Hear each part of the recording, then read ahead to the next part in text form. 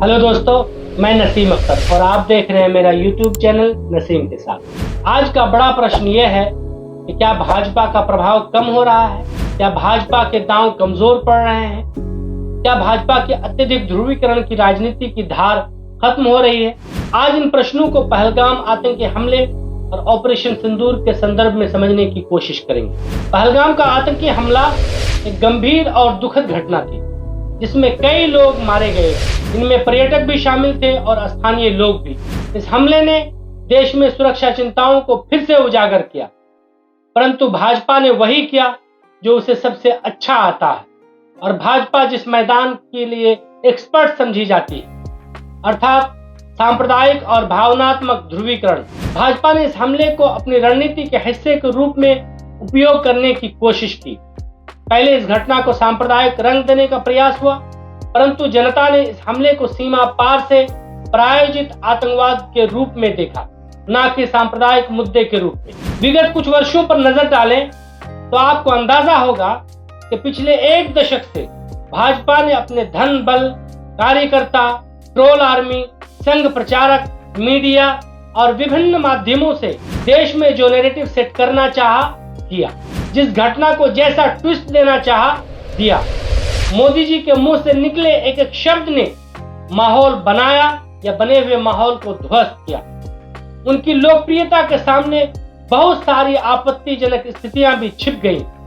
ऐसा प्रतीत होता था कि यदि भाजपा ये कह दे कि सूरज पश्चिम से निकलता है तो इस झूठ को भी अपने तंत्र के द्वारा सिद्ध करने में सफल हो जाएगी। ये भाजपा के उरूज की कहानी थी, लेकिन जैसा कि कहा जाता है कि हर उरूज के बाद जवाल आता है, ऐसा लगता है कि अब भाजपा के जवाल का भी समय आ गया है। उसकी भी उल्टी गिनती शुरू हो गई है। वास्तव में जनता बार बार के धार्मिक और सांप्रदायिक ध्रुवीकरण से उकता चुकी है। जनता को अब समझ में आने लगा है कि भावनात्मक नारे केवल ध्यान भटकाने का प्रयास मात्र है। ऑपरेशन सिंदूर के बाद की घटनाओं ने इसी ओर इशारा किया। पहले मोदी ने एक बयान दिया जिसमें उन्होंने दावा किया कि उनकी रगों में खून नहीं सिंदूर दौड़ रहा है। इस बयान को लेकर खूब चर्चा हुई, आलोचना हुई।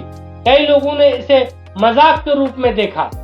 हालांकि भाजपा और उसके सहयोगियों ने हमले को हिंदू मुस्लिम कोण देने की भरपूर कोशिश की थी, लेकिन लोगों ने इस नैरेटिव को नकार दिया। पहलगाम हमले ने जम्मू कश्मीर में केंद्रीय सरकार की सुरक्षा नीतियों पर सवाल खड़े किए। जनता ने हमले को सुरक्षा चूक के रूप में देखा और भाजपा का ध्यान इस चूक को संबोधित करने के बजाय भावनात्मक मुद्दों पर केंद्रित रहा, जिससे उसकी रणनीति कमजोर पड़ गई। भाजपा ने अतीत में भावनात्मक और सांस्कृतिक मुद्दों का उपयोग करके राजनीतिक लाभ प्राप्त किया है, ये सत्य है, लेकिन पहलगाम हमले के संदर्भ में यह रणनीति न केवल विफल रही बल्कि उल्टी पड़ गई। असंवेदनशील बयान, गलत सूचनाएं और ध्रुवीकरण की थकान ने जनता में आक्रोश पैदा किया। इस घटना ने यह स्पष्ट कर दिया कि भावनाओं का राजनीतिकरण हमेशा सफल नहीं होता, खासकर जब जनता जवाबदेही और ठोस समाधान की उम्मीद करती हो, उस वक्त तो बिल्कुल ही नहीं। इसका उदाहरण यह है, भाजपा अपने वोटर्स को लुभाने के लिए घर घर सिंदूर बांटने की योजना बना रही थी।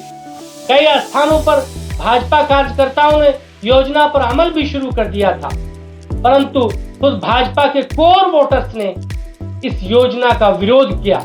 इसे महिलाओं के लिए आपत्तिजनक और अपमानजनक बताया, क्योंकि रिवाजों के अनुसार महिलाओं के लिए सिंदूर उसके हस्बैंड या उसके ससुराल वालों की तरफ से आता है। योजना की असफलता को देखते हुए भाजपा ने इस योजना को पैक कर दिया।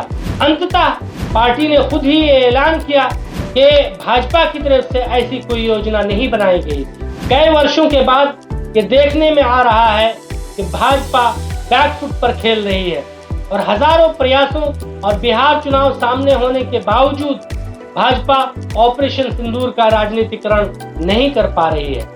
यह इस बात का प्रतीक है कि लोग भावनात्मक राजनीति से उकता गए हैं। अब वे धरातल पर काम देखना चाहते हैं। आज के लिए बस इतना ही। धन्यवाद।